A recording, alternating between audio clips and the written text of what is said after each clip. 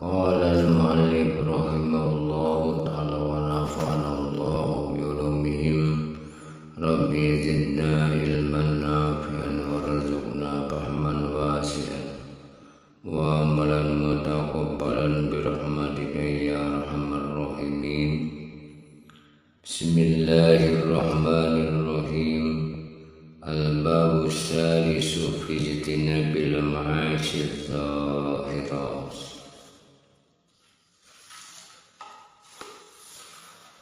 Sabda Nabi Sallallahu Alaihi Wasallam,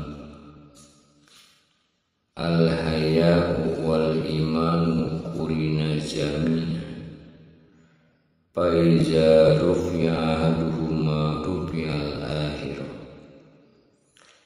Bermula malu dan iman itu dipesertakan keduanya itu, maka apabila diangkatkan salah suatu daripada keduanya itu, niscaya diangkatkan akan lainnya, yakni malu dan iman itu bersama-sama keduanya. Maka jika hilang malu itu, maka hilang iman itu, dan jika malu itu, maka iman itu pun hilang. Dan jika ada iman, maka malu pun itu pula tidak ada.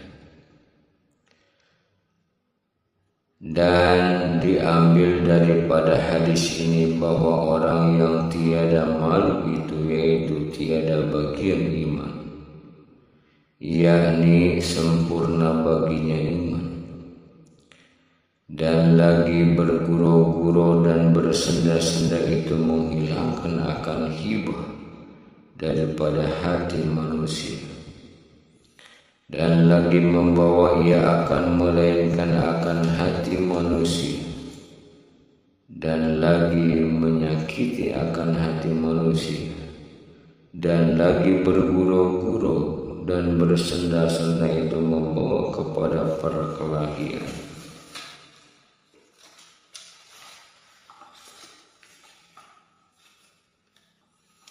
Dan berpukul-pukul dan bersekatan-sekatan di dalam hati. Dan kata Imam Al-Ghazali rahimahullah ta'ala, fala tumazi ahadan wa in mazahuka fala tajibhum warid anhum hatta yahudu bi hadisin ghairi wa kum minal lazina iza marru billahi marru kirama. Jangan engkau pergurau-guraukan akan seorang, maka jangan mempergurau-guraukan akan dikau oleh orang yang lainnya daripadamu.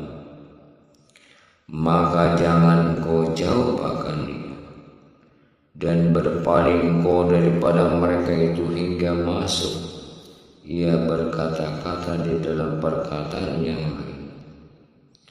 Dan jadikan dirimu itu daripada seorang yang apabila lagu mereka itu, maka berdapat dengan yang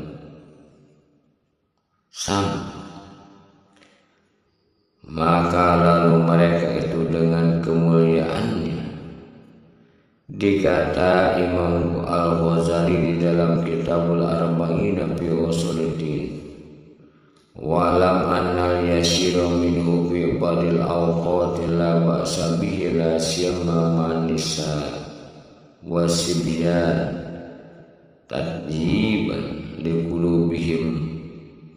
Nukila zalika Rasulullah sallallahu alaihi wasallam, lakinnahu qala la amzahu wa la aqulu illa haqqa. Ketahui olehmu bahwa sedikit daripada bergurau-gurau pada setengah daripada beberapa waktu, yaitu tiada mengapa dengan dia.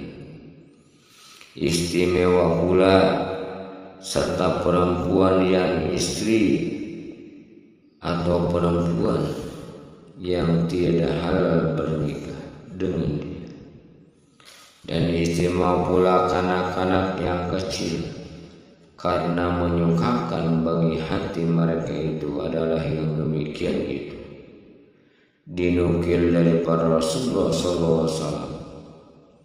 Tetapi dia bersabda bahwa aku bergurau-gurau dan tiada aku berkata melainkan dengan sebenarnya. Maka adalah satu masa bahwa Nabi SAW bersabda bagi perempuan yang tua, yakni mertua Nabi SAW, demikian katanya, la tadkhulul ajujul jannah, tiada masuk ke dalam surga orang yang tua. Maka lalu menangis dia. Maka sabda Nabi SAW, baginya sungguh karena di dalam surga itu tiada orang yang tua-tua, melainkan semuanya muda-muda, kira-kira umur 30 tahun. Maka ia tertawa. Kata Imam Al-Ghazali rahimahullah ta'ala bahwa bergurau-gurau yang sedikit itu tiada mengapa, tetapi jangan diperbuat adat, yakni jangan dibiasakan akan yang demikian itu, melainkan sekira-kira hajat juga. Seperti ia berkehendak menjinakkan akan istrinya atau menyukakan akan anaknya yang kecil, atau menyukakan wifinya atau hajat, hendaknya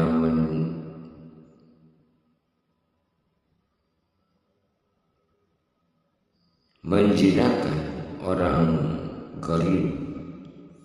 Maka jika sedikit tiada mengapa, tetapi dengan benar, jangan dengan berdusta, maka itu tiada harus. Adapun perut itu, maka engkau pelihara akan dia daripada memakan yang haram dan yang subhan.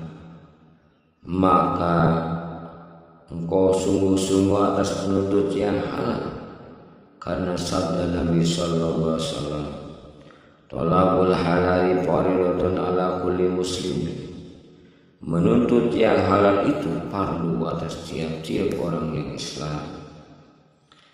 Kata Imam Ghazali rahimahullah ta'ala, wal halalu kasirun wa laysa 'alaika an tayaqqana bawatinal umur, bal 'alaika an tahtarija mimma ta'lamu annahu haram aw tajunnu annahu haram jannan yahsulu bi alamatin najizah muqaddaratil bil misal. Maka yang halal itu banyak dan tiada lazim atas bahwa engkau yakin pada batin suatu itu akan halalnya, tetapi lazim atas bahwa engkau pelihara akan daripada barang yang engkau ketahui bahwa saya adalah ia haram, atau engkau sangka bahwa adalah ia haram, dengan sangka yang hasil ia daripada alamat yang itu pada ketika itu yang dikira-kirakan dengan umpama. Adapun yang yakin diketahui akan jalannya itu, yaitu amat banyak, dan setengah daripadanya itu harta yang diambil daripada kanu harbi. Barang apa jalan yang dapat engkau ambil daripadanya, maka itu halal. Tetapi jika ada suatu yang diambil daripada kafir harbi, itu dengan diperang daripada jahat, maka itu tidak halal, melainkan kemudian daripada keluarkan akan khumsun. Dan lagi halal barang yang didapat daripada berburu dan yang didapat daripada mengambil kayu, dan yang diambil daripada kali-kalian, dan harta yang didapat daripada asak, dan harta yang didapat daripada berniaga, dan harta yang didapat daripada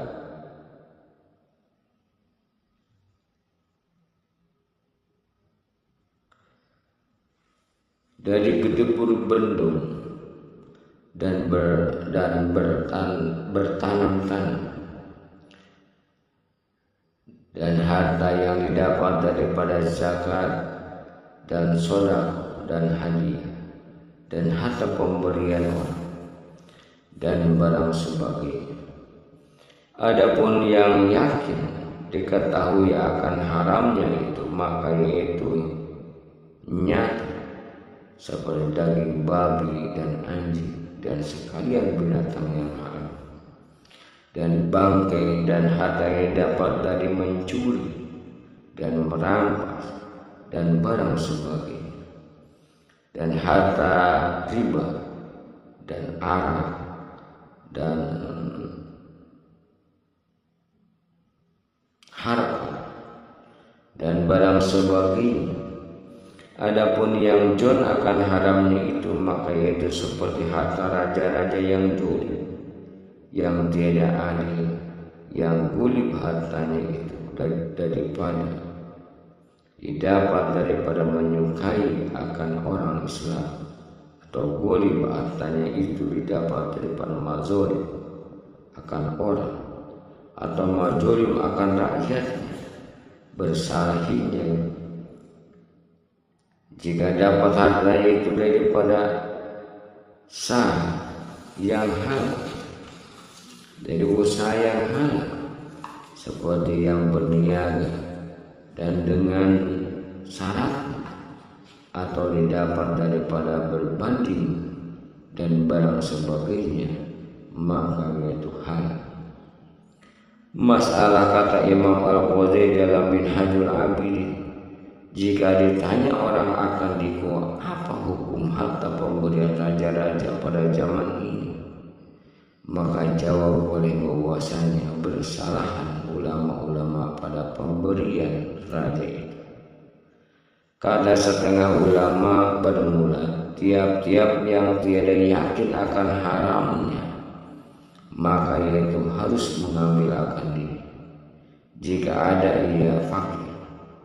Dan kata setengah ulama, tiada halal mengambil akan yang demikian itu, melainkan jika yakin akan halalnya, sama ada ia fakir atau kaya. Karena galib harta raja pada zaman ini halal, dan yang halal pada tangan mereka sangat sedikit. Dan kata setengah ulama bahwa pemberian raja itu halal bagi orang kaya dan orang fakir apabila tiada yakin akan haramnya, dan hanya saja dosa itu atas orang yang memberi pula, yang akhirnya yang dimuktamadkan oleh Syekhuna Al-Alim Al-Alama Al-Amil biilmihi Maulana Syekh Muhammad Ibn Sulaiman Al-Qurdi Al-Madani Al-Mubti bil Madinatul Munawwarah. Dan kata Imam Ghazali rahimahullah, jika ditanya ia orang akan kita, apa engkau kata pada pemberian orang?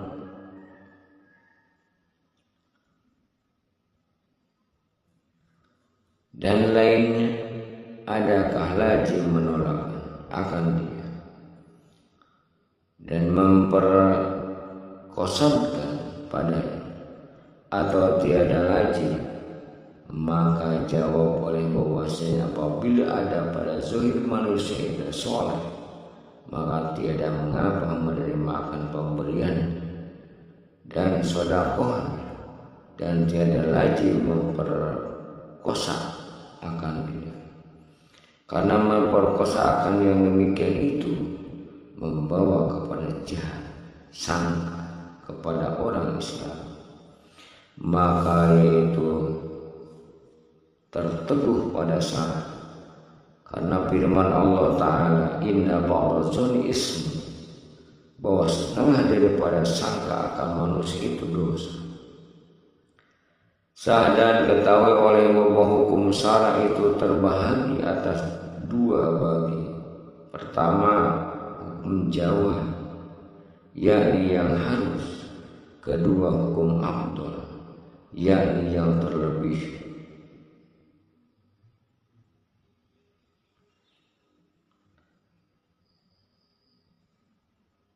Maka hukum yang jawab yakni harus itu, yaitu dinamakan hukum syara yang jahil, yaitu kebanyakan ilmu segala pokok. Dan hukum yang afdal itu yaitu dinamakan hukum yang batin, yaitulah yang diamalkan oleh segala orang yang sufi. Dan dikarena ini kata Imam Al-Ghazali, i'lam annama huwal aslu fi hadzal bab syai'an ahaduhuma hukmu syar'i wa zahiruhu wa zahiruhu wa sani hukmul wara' haqiqatu wa hukmu syar'i an ta'khudha ma ataka mimma zahiruhu salah wa laysa illa an tayaqqana annahu wasab aw haram bi'aini wa hukmul wara' alla ta'khudha shay'an min ahadin hatta badhasan ghayatal bahsi wa tastaqsiya ghayatal istaqsa annahu la subhata bihi bihal wa illa fataruddu. Katanya olehmu bahwasanya asal pada bab ini, yakni pada bicara bab halal dan haram, yaitu dua perkara. Pertama hukum syara dan jahil, dan kedua hukum wara' dan hakikatnya, yakni hakikat syara dan batinnya. Maka hukum syara itu bahwa engkau ambil akan barang yang datang akan engkau daripada seorang yang jahil itu soleh, dan dia tiada ditanya melainkan jika yakin bahwasanya harta itu didapat daripada rampas atau nyata. Haramnya dan hukum wara' ini bahwa jangan engkau ambil akan suatu daripada seorang hingga diperkosakan daripadanya, sehingga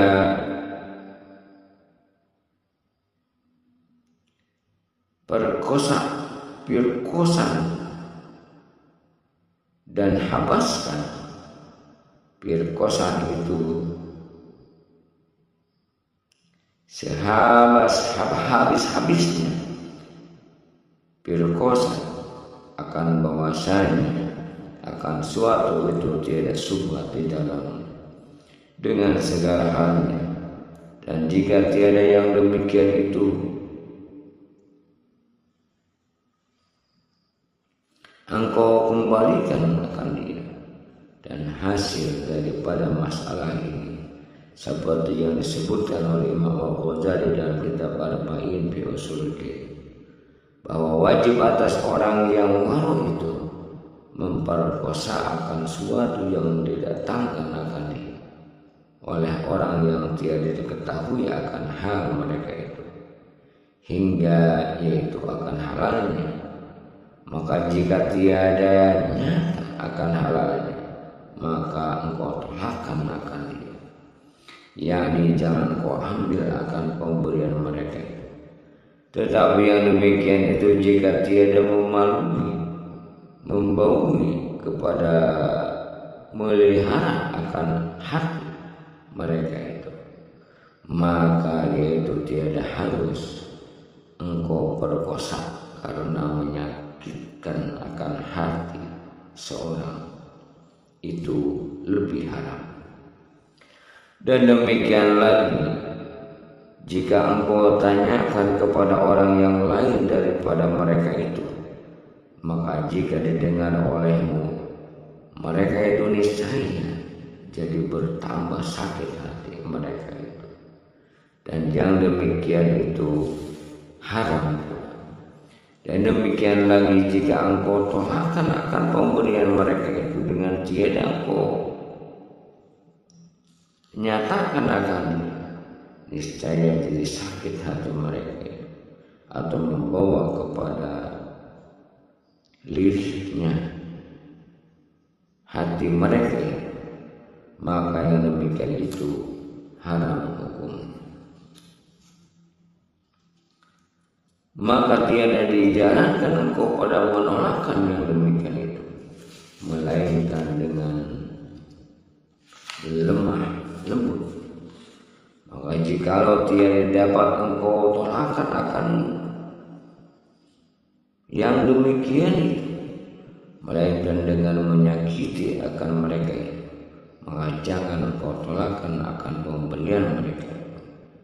Dan lazim engkau ambil akan pemberian mereka itu, serta halal engkau makan akan pemberian mereka itu, karena menyukakan hati orang muslim itu dan memelihara akan kesakitannya mereka itu terlebih baik bagi orang yang waro, dan pada meninggalkan akan mengambil yang demikian itu. Adapun harta yang subhat itu, maka itu yang suka akan halal dan haram, yakni tiada yakin akan halal dan tiada yakin akan haram. Seperti sabda Nabi sallallahu alaihi wasallam, al halalu bayyin wal haramu bayyin wa bainahuma umurun musbahat la ya'lamuhu katsirun minan nas. Faman ittaqa subhanahu faqad istabro'a irdihi wa dinihi, wa man waqafa bis-subhat waqafa bil haram karfa'i haulal hima yushaku ayyaqabi. Bermula yang halal itu nyata dan yang haram itu nyata, dan antara keduanya itu beberapa perkara yang subhat yang tiada mengetahui akan dia itu oleh kebanyakan daripada manusia. Maka barang siapa memelihara akan subhat itu, maka sungguhnya lepaslah ia baik bagi kelakuan dirinya dan agamanya daripada jauh kepada. Dan barang siapa jatuh di dalam subhat itu, niscaya jatuh ia di dalam haram, seperti orang yang mengambil akan binatang pada keliling hutan yang diteguhkan oleh raja-raja, maka itu hampir jatuh kepadanya, yang jikalau tiada sungguh-sungguh memelihara akan binatang itu, niscaya memakan binatang itu akan rumput yang di dalam hutan yang diteguhkan oleh raja-raja itu, dan dengan itu jadi sebab binasa. Kata Imam Al-Ghazali rahimahullah ta'ala di dalam kitab Arba'in fi Usuluddin, ketahui oleh bahwasanya manusia itu pada hakmu 6 bagi.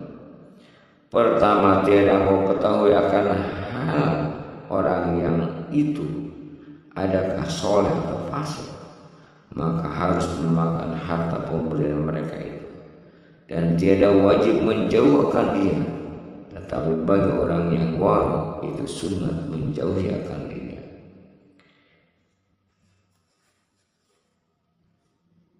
Itu pun jika tiada membawa kepada menyakitkan akan hati mereka itu.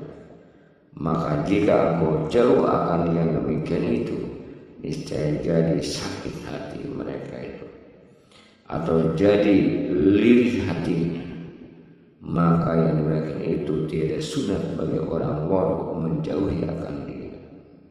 Terkadang lazim menerima akan dia karena menyukakan akan hati manusia itu. Terlebih afdol pada orang itu daripada menjauhi akan yang demikian. Kedua, bahwa engkau ketahui akan orang itu soleh, maka itu halal memakan akan harta pemberian mereka, dan tiada sunat menjauhi akan dia. Maka orang yang menjauhi akan yang demikian itu semata-mata was-was, jua, bukan warok, dan terkadang menjauh akan yang demikian itu maksiat, lagi haram. Jika membawahi akan menyakiti akan hati mereka, atau membawa kepada jadi lirih hati mereka itu, karena menjauhi akan yang demikian itu membawa kepada jahat sangka kepada orang yang soleh, dan yang demikian itu durhaka, seperti firman Allah Ta'ala, inna ba'da zon ismun, bahwa setengah daripada sangka itu jadi dosa. Ketiga, bahwa engkau ketahui akan orang itu masyhur dengan zulm, dan masyhur ia berjual beli dengan riba, hingga engkau ketahui bahwa segala harta mereka itu haram, atau kebanyakan harta mereka itu haram, seperti kebanyakan daripada orang yang menjolim, maka haram memakan harta pemberian mereka itu. Keempat, bahwa engkau ketahui akan kebanyakan harta mereka itu halal, tetapi tiada sunyi daripada harta yang haram, seperti ada harta mereka itu daripada didapat paksa, atau didapat daripada berniaga, dan serta yang demikian itu ada ia berkhidmat kepada raja yang zalim. Maka pada galib harta mereka itu halal, tetapi tiada sunyi daripada bercampur dengan harta yang haram. Maka seyogianya bagi orang yang warok menjauhi daripada harta mereka itu, tetapi pada syarat tiada haram memakan harta mereka itu. Kelima, bahwa orang itu tiada mengetahui akan haram, tetapi ada engkau lihat atas mereka itu alamat orang zalim, seperti dia memakai pakaian askar atau pakaian hamba raja yang zalim, maka alamat ini menunjukkan akan harta orang yang itu haram. Maka wajib menjauhi akan dia, dan jangan engkau makan akan harta mereka itu, melainkan jika sudah engkau periksa akan dia. Maka jika engkau dapat akan harta mereka itu alamat menunjukkan akan halalnya, maka harus engkau makan harta mereka itu. Keenam, bahwa engkau lihat akan orang itu alamat yang membawa kepada fasik, bukan alamat zalim, seperti yang melihat akan perempuan yang hilas, atau ada ia kebanyakan memakai daripada emas atau kain sutra, atau ia meninggalkan sembahyang semuanya, alamat fasik bukan alamat zalim. Dan alamat zalim itu seperti mencuri dan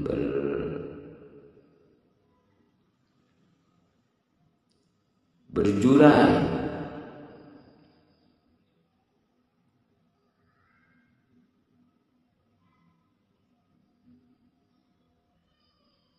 dan merampas dan menganiaya harta orang dan barang sebagainya, maka tilik oleh makan orang itu. Maka jika engkau ketahui akan hartanya itu didapat daripada paksa, atau didapat daripada berbanding, atau barang seyogianya daripada segala usaha yang halal, maka harta mereka itu halal, tiada haram. Memakan daripada harta mereka itu. Dan demikian lagi, jika tiada engkau ketahui akan hal itu mereka itu, maka itu halal seperti yang dikata oleh Imam Al-Ghazali. Wa in kana amruhum majhulan indaka fahaja fihi nazar.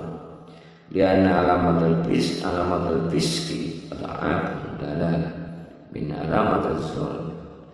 Walakin al-azharu indi annahu la yakhrumu ma'luhu lianna zahirul yaqdi wal islam yadullu ala al-milki dalal azharu min dalalati hajil ala tahrim. Maka jika tidak mau ketahui akan harta mereka itu dapat daripada usaha yang haram, atau daripada usaha yang halal, maka masalah ini dalamnya nazar, karena alamat fasik itu terlebih doi daripada alamat zalim. Pada meyakinkan atas haram harta mereka, dan tetapi yang zahir pada bahwasanya harta mereka itu tiada haram, karena zahir hartanya orang Islam itu menunjukkan atas milik yang halal, yaitu terlebih jauh daripada alamat ini pada meyakinkan atas haram. Sadar apabila kau ketahui akan sekalian yang tersebut itu, maka hendaklah kau sungguh-sungguh menuntut akan yang halal. Maka apabila didapat engkau akan yang halal, hendaklah kau simpankan atas mereka, atas memakan akan yang halal itu. Kira-kira jangan sangat kenyang, karena sangat kenyang itu mengeraskan akal hati dan membinasakan akan juhud, yakni mengurangkan akan faham, dan membatalkan akan hibjun, dan memberatkan akan anggota daripada berbuat ibadah dan daripada menuntut ilmu, dan membawa kepada kebinasaan pada mutolak kita. Dan lagi sangat kenyang itu mengurungkan akan syahwat kepada perempuan dan menolong akan tentara iblis. Bermula sungguh kenyang itu daripada yang halal, permulaan daripada segala kejahatan, yakni membawa kepada berbuat kejahatan. Betapa lagi memakan daripada yang haram. Sabda Nabi sallallahu alaihi wasallam, kullu lahmin nabata min haramin pannaru aula. Tiap-tiap daging yang tumbuh daripada makan yang haram itu, maka api neraka terlebih pula dengan dia. Kata Imam Al-Ghazali Allah Ta'ala, wal ibadatu wal ilmu ma'aklil haram kalbinai ala syarji. Bermula ibadah dan ilmu serta memakan akan yang haram itu seperti membuat rumah di atas perhimpunan nahi atau larang. Adapun farji itu, maka aku pelihara akan dia daripada tiap-tiap yang diharamkan akan dia oleh Allah Ta'ala, dan dijadikan dirimu itu seperti yang dikata oleh Allah Subhanahu wa Ta'ala di dalam Al-Quran dengan firman-Nya, walladzina hum li furujihim hafizun illa ala azwajihim aw ma malakat aymanuhum fa innahum ghairu malumin. Dan mereka itu yang memelihara akan farji mereka, melainkan atas istri mereka itu, atau gundik mereka itu, maka bahwasanya mereka itu tiada dicela oleh sadar. Bermula tiada kuasa memeliharakan farji itu melainkan dengan memeliharakan 4 perkara. Pertama, memeliharakan mata daripada melihat akan perempuan yang gila. Kata Imam Al-Ghazali rahimahullah ta'ala di dalam Ihya Ulumuddin, man lam yahfaz ainahu lam yahfaz zakat, wa man lam yaqdir ala wadin basari lam yaqdir ala hifdzi dini wa zinai min kabair sawair al-muaddi ila zinal farji. Barang siapa tiada memelihara akan matanya, niscaya tiada dapat memelihara akan zakarnya. Dan barang siapa tiada kuasa atas memejamkan akan matanya, niscaya tiada kuasa ia atas memelihara akan agamanya. Bermula zina mata itu, yaitu daripada sebesar-besar dosa kecil yang membawa kepada zina farji. Kedua, memelihara akan hati daripada memperkarakan akan perempuan. Yang gila. Ketiga, memelihara akan farji daripada perutnya, memelihara akan perutnya daripada makan yang suka.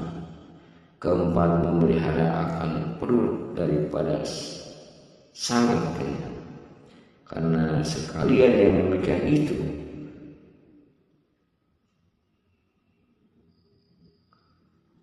menunjukkan kepada syahwat. Adapun kedua tangan ini, maka engkau pelihara akan daripada memalukan orang yang Islam, memukul orang yang Islam, dan daripada mencari akan harta yang haram. Dan engkau pelihara akan pula daripada menyakiti dengan keduanya.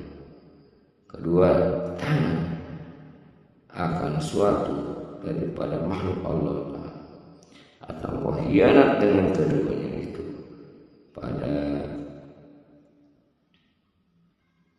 orang atau kepada tumbuhan atau kepada pertaruhan orang. Dan engkau peliharakan pula kedua tanganmu itu daripada menyurat akan suatu yang tiada halus menuturkan akan diri. Karena wajib memeliharakan kolam itu daripada barang yang wajib memeliharakan lidah. Karena kolam itu satu lidah daripada dua lidah. Adapun kedua kaki itu, maka pelihara akan orang daripada berjalan kepada segala yang diharamkan oleh syar'i, atau berjalan kepada orang yang zalim, atau kepada raja-raja yang zalim. Karena pergi kepada raja-raja yang zalim itu dengan tiada darurat yang sangat, atau dengan tiada hajat yang memberi maslahat pada akhirat atau pada agama, maka ia jadi maksiat lagi haram. Seperti kata Imam Al-Ghazali rahimahullah ta'ala, al-masyu ila salati al-zulma min ghairi darurah wa izhaqil maksiatun kabiratun fa innahu tawaddu'un lahu wa ikramun lahu ala zulmi. Wa qad amara Allah ta'ala bil i'radi anhu fi qawlihi ta'ala wa la tarkanu ila allazina zalamu fatamassakumun narul ayat wa in kana zalika li sababi talabi malihi fa huwa syaqu ila al-haram. Wa qad qala sallallahu alaihi wasallam man tawadu ala ghaniyyin salihin zahaba sulusatini haja fi ghaniyyin salih fama zannuka bil ghaniyyin al-zalim. Maka berjalan kepada sultan yang zalim dengan tiada darurat, yakni dengan tiada hajat yang maslahat pada syar'i dan tiada hajat yang sangat picik, yaitu jadi maksiat. Karena yang demikian itu merendahkan diri bagi mereka itu dan muliakan akan dia, dan sungguhnya telah disuruh Allah Subhanahu wa ta'ala dengan berpaling daripada mereka dan lagi yang demikian itu membaikkan bagi kaum mereka dan menolong bagi mereka itu atas zolim mereka itu. Dan jika di perjalanannya yang demikian itu sebab menuntut akan harta mereka itu, maka itu berjalan kepada mengasihi yang haram. Dan sungguhnya telah bersabda Nabi sallallahu alaihi wasallam, barang siapa merendahkan dirinya bagi orang kaya yang soleh, niscaya hilang 2/3 agamanya. Inilah pada orang yang kaya yang soleh, maka apalagi engkau sungkankan engkau sangkakan dengan orang kaya yang zalim. Wallahul muwaffiq, wallahu a'lam bishawab.